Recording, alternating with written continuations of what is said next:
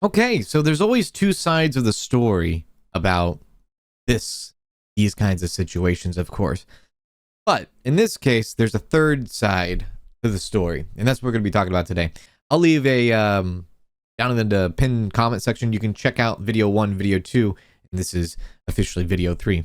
This is about the drug dealer simulator in Schedule 1 whole investigation, possible lawsuit, legal fiasco that's been going on for the past couple of weeks. And well, we have a third side story now, which is actually really good because the things that we're going to talk about today are going to shed some light on a few things and probably answer a lot of questions that people have had over the past couple of weeks. Now, I did actually I did get in contact with the developer, Byte Runners, and we've been corresponding for the past few days.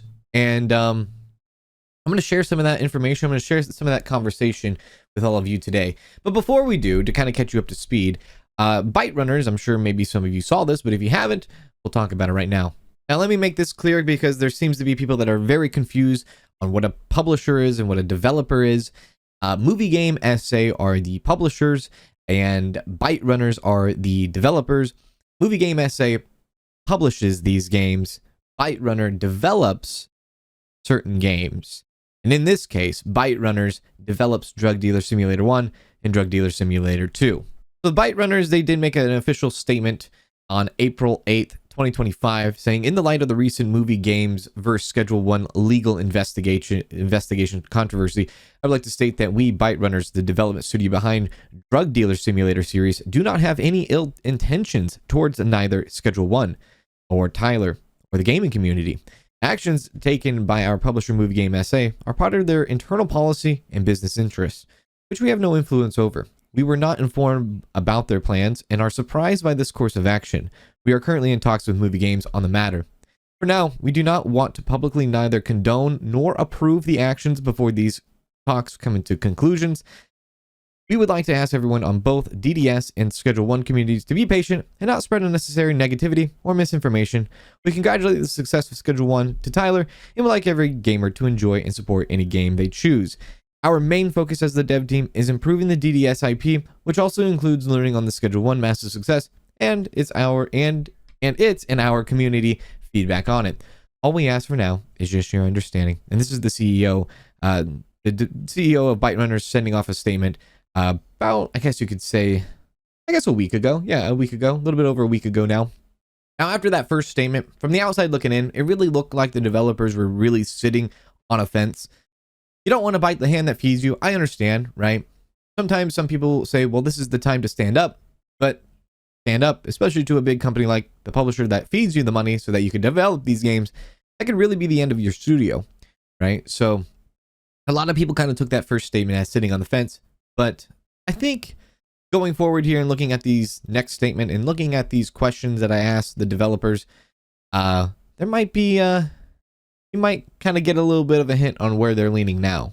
So with the second statement they posted on April 15th at 9 a.m., they say, dear fans and communities of both Drug Dealer Simulator and Schedule 1, after managing the ongoing drama on our side, analyzing the situation, listening to various opinions and feedback, and having multiple discussions both internally in the studio and with our publisher, we wanted to provide an update on our stance regarding the Schedule 1 infringement investigation launched by our publisher, Movie Game SA. We want to state that despite the fact that we do see similarities between the games and that some aspects of Schedule 1 were probably heavily inspired by DDS, we as the developers do not feel like we are being robbed by anyone. Now, they put that in bold because that is very important. Now, a lot of people have been on, you could argue on the Schedule 1 side for sure during this whole course, but there have been like the other side kind of people where people are like picking up their pitchforks and just absolutely like just saying Tyler is the one that's wrong. Schedule 1 is wrong. This is bad. Tyler clearly ripped off Drug Dealer Simulator, right? He should go down, right? That's just how the internet works. That's just how people perceive things, right? There is, is there a right and wrong, But I think one thing about this is the words that were bolded here from the developers saying, we as the developers do not feel like we are being robbed by anyone. That's a very strong thing to say, and that's a very courageous thing to say. they do feel like, yeah, some aspects are similar, but they're not being robbed. The developers know they're not being robbed. The people that might be feeling that they're robbed are, people up top, the big dogs up top. The people that actually made the game, they say, no, we're not feeling robbed at all. They go on to say, mind that we are not lawyers, and we base the following on our personal feelings about the matter. In our opinion, Schedule 1 has its own vibe, freshness, and ideas that derive from the concept of DDS1, but expand on it and bring them in its own shape and style. Frankly, we don't care how this relates to copyrights and fair competition laws, but we think these kinds of inspirations are abundant in game development, create and improve genres, and even if they sometimes cross a few lines, are, in general, a good thing for the industry and gaming as a whole. I mean, yeah, there's no better, that's it.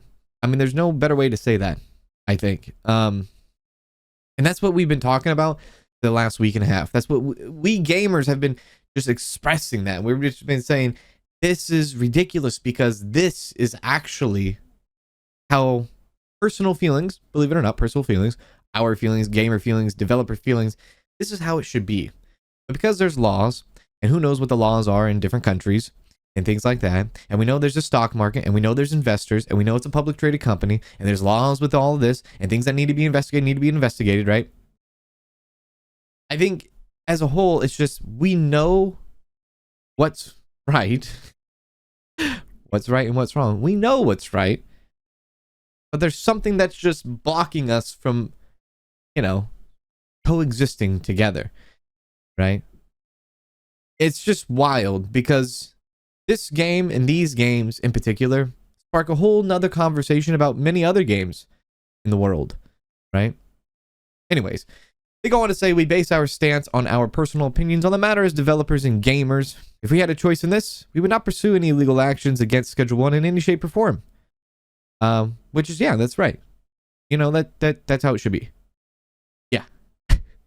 Considering we do not own the DDS IP, we do not have direct influence over the decisions surrounding the investigation of our publisher's policy. However, we have expressed our concerns and opinions to them directly.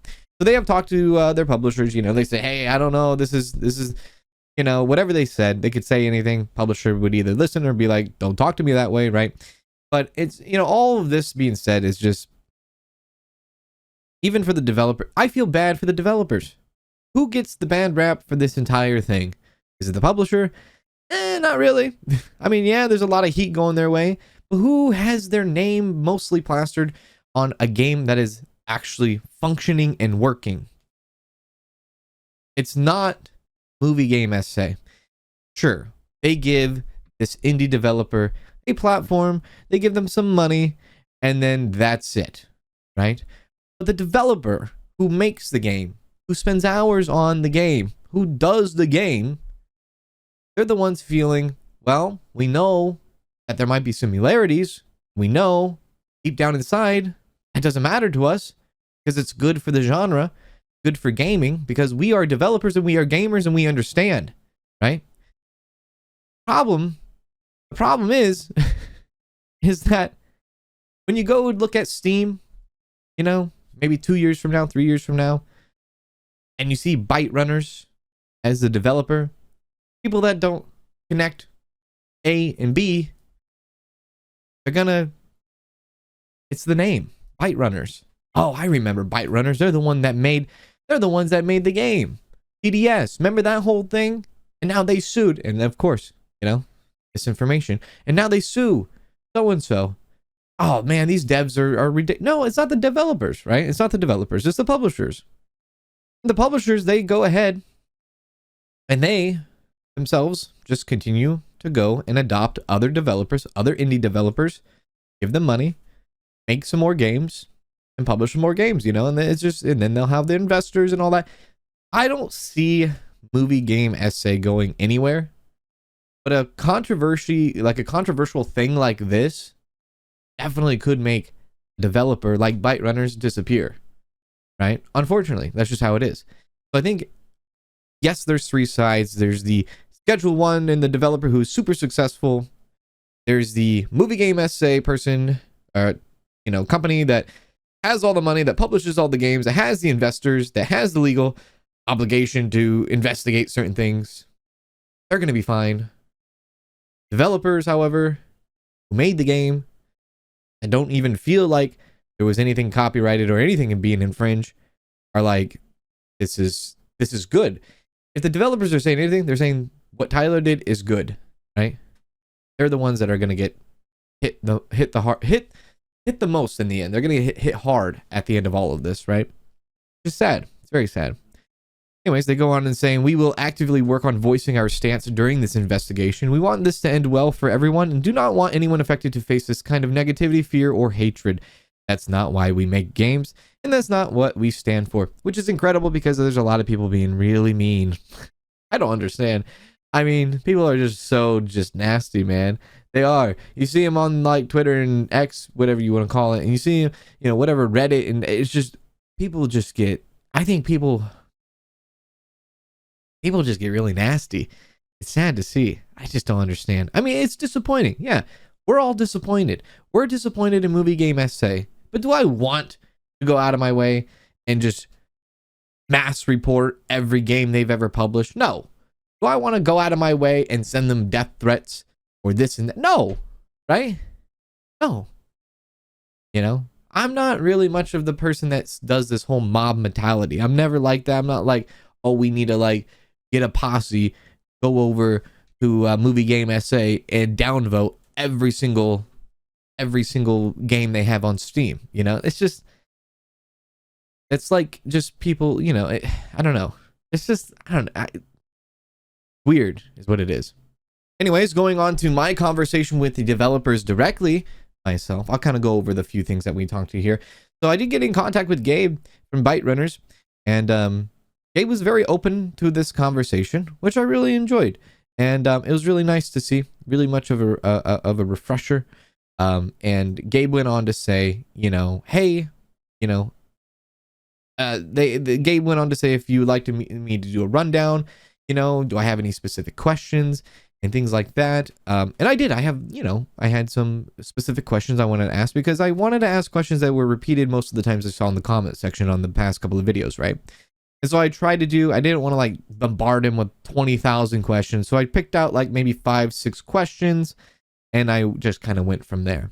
So my email back to Gabe, basically saying, you know, I was just kind of catching up, no need to apologize and things like that. It's kind of hard to get on a video call when they're in Poland and I'm in the, you know, Pacific Standard Time. You know, time zones could be a little bit of a disaster. And I really wanted to get this information out as much as I can on behalf of the viewers, but also on behalf of them who are trying to scramble and try to like maybe kind of save a little bit of reputation, you know, that they have. So I went on with a few questions here. And I said, were you notified by Movie Games SA about the possible investigation? Question 1. Question 2, did Movie Game SA ever discuss that your game, DDS and DDS2, have any similarities to Schedule 1? So the idea behind this question was there's this very good point that, yeah, you know, through the statements, developer Byte Runners never knew that Movie Game SA was going to go do a possible investigation on Schedule 1, right?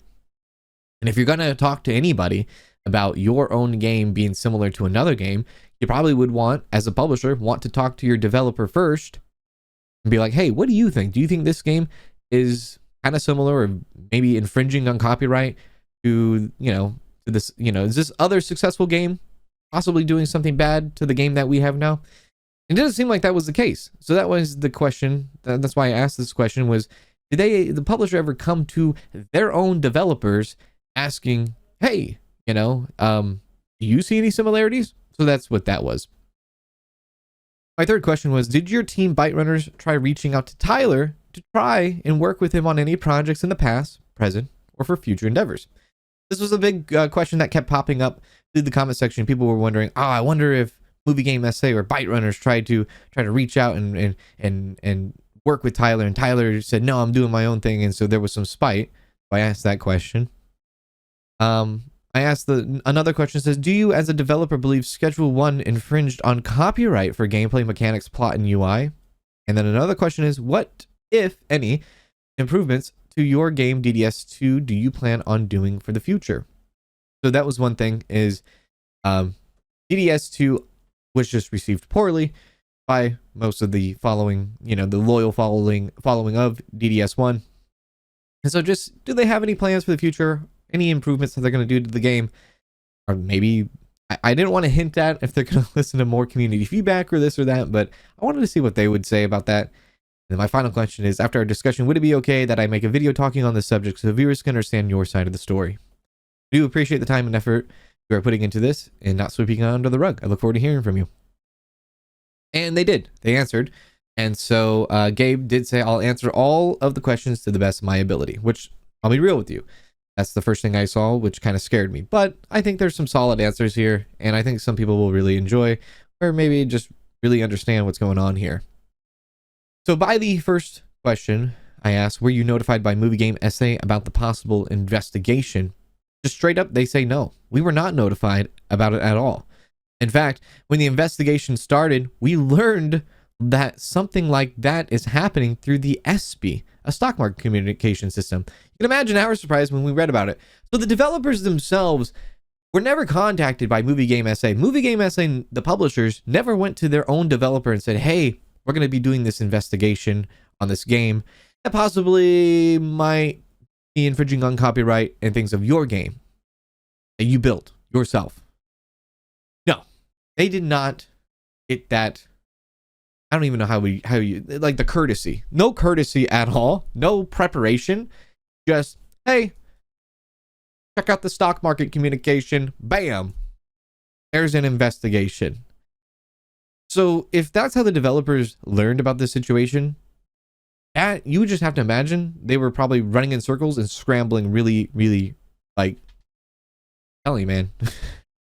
That's a messed up situation, right? Anyways, on to question 2. Did Movie Game SA ever discuss that your game, DDS and DDS2, have any similarities to Schedule 1? No. We weren't in the loop. Movie Games noticed before Schedule 1 premiere that it's getting very popular, and they started to look closer at it. But they haven't talked with us about it. That is a huge... that's pretty big, if you ask me. Yeah. I think that tells a lot, doesn't it? I feel like it does. The Movie Game SA never discussed to their own developers about the similarities to Schedule 1. But from the developer, they say Movie Games noticed before Schedule 1 premiered that it was getting very popular, and they started to look closer at it.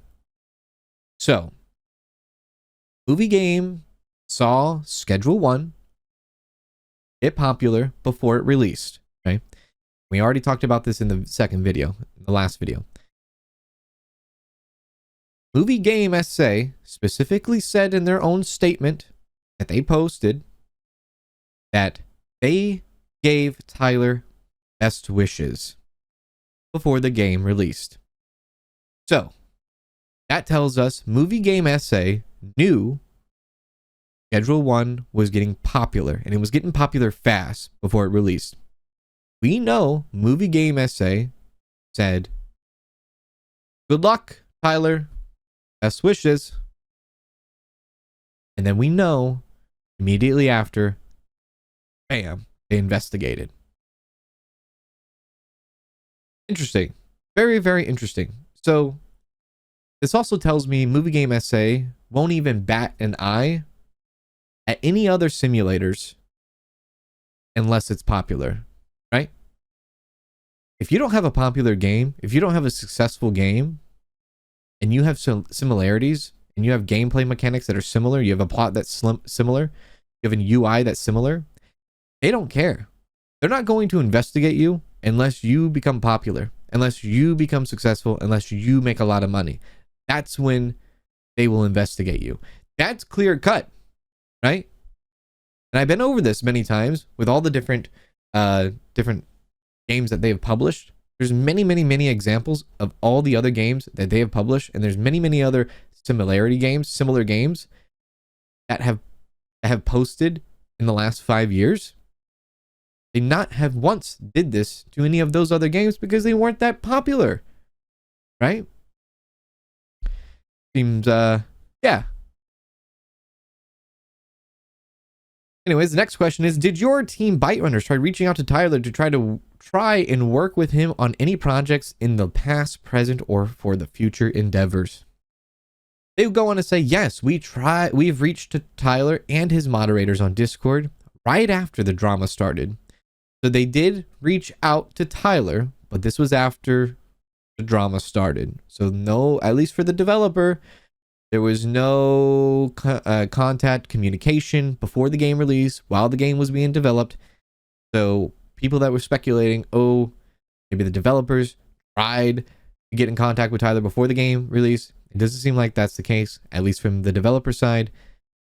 You don't have to worry about that. The only time they did try to contact Tyler was after all this drama, when Schedule 1 was released, all of that. So it goes on to say, so far they are quite careful with communication based on the whole legal investigation, which is absolutely understandable. Correct. There's no bad blood between us. As for the future projects, we're pretty chill and friendly bunch, and I think it'd be cool to do something together. Yeah. You know, if that ever would occur. Yeah, sure. But I think this tells us right now, I know a lot of people speculated that the developers reached out to Tyler and Tyler was like, no, I'm going to make my own game. And the developers got mad. No, that's not the case.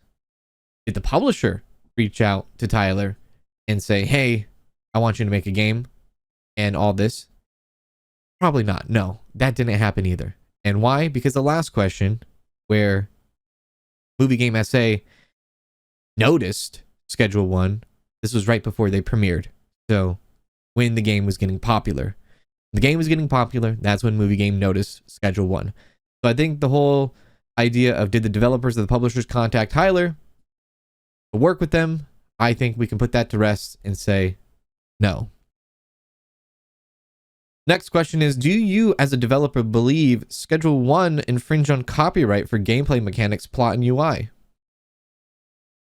The developer goes on to say, we do have similarities between the games, maybe even some inspiration. Schedule 1 has its own vibe. It expands on the ideas that are present in our games, and I think that's awesome. Honestly, we as the devs do not care how it relates to the copyright laws. We really don't feel robbed by Tyler or anyone. And that is, I don't think you could have answered that question any more better than that, honestly. Yeah, I think that's just how we all would hope, right? That answer to be. As a developer, yeah, you might sit back and say, yeah, they might take some inspiration from my work, right? Yeah, you might see some similarities, but the developers recognize and realize Schedule 1 has its own vibe. And for the developers to recognize that, I think that's why all of us gamers recognize that.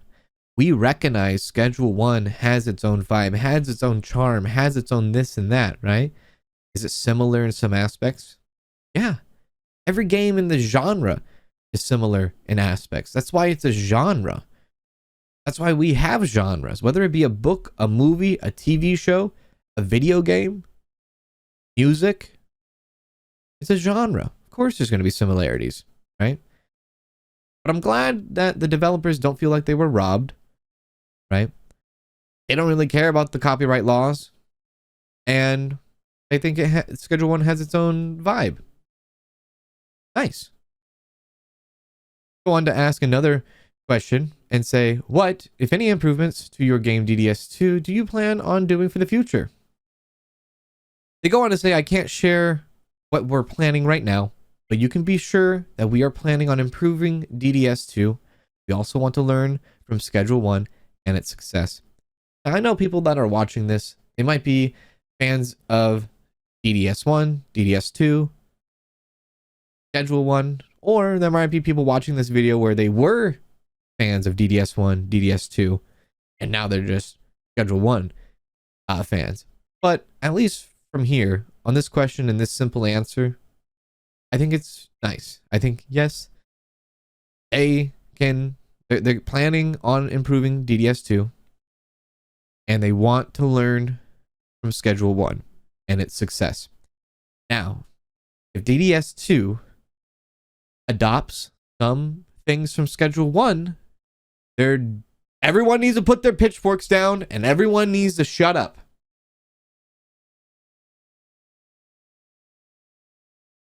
Because if DDS2 decides to adopt a couple of things that they thought was really cool in Schedule 1, there better not be no massive riot where, DDS2 took this from Schedule 1. Unless it's like complete one-to-one copy, right? But if there's some inspiration there, completely fine.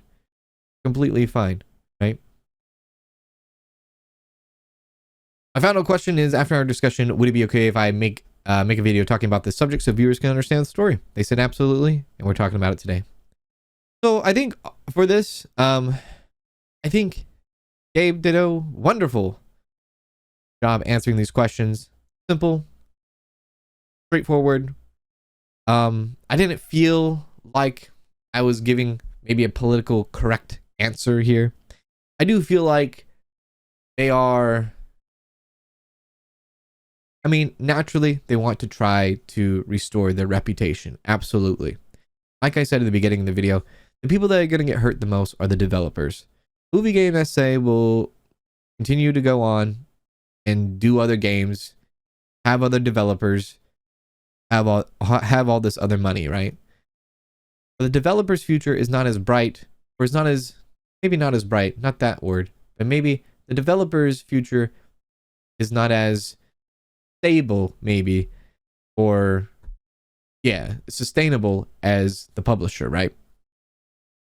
So I think it's fair to say that yes, Byte Runners probably gets the, they get the bad end of the stick here. I think they made some good points here. Answered the questions quite good. It's very sad. It's sad to see that their publishers didn't even care to notify them about them doing an investigation. Kind of sad that their publisher never discussed anything about similarities in their own game that they developed about this possible investigation. And I feel bad a little bit for the developers that just kind of were caught off guard. Now, an easy question I could have asked was, do you plan on departing or splitting or cutting ties with Movie Games SA? That could have been the easiest question I could ask, but I feel like that's kind of an unfair question as well. So I left that one alone. I'm wondering what's going to happen between the developer and the publisher. Maybe this will be the last game they do together, and maybe another publisher out there might want to pick up Byte Runners. But even with Byte Runners, they still need to do what they need to do. They still need to develop a game. They still need to develop a good game. They need to develop a competing game, right? They need to develop games that people love and like, right? And I truly, truly believe they did that with DDS 1. Things were a little bit different with DDS 2, but I really do believe they struck a core audience with DDS 1. They just need to do more of that. Whatever that was that they did years and years ago, try to get that back again. That's it. Anyways, that's all I got for you. Hopefully this answers some questions for you and put some speculation to rest. That's all I got. Thank you very much, Gabe. Thank you very much, Byte Runners, for speaking on this and letting me share your side of the story so that people can get a better understanding. Take care.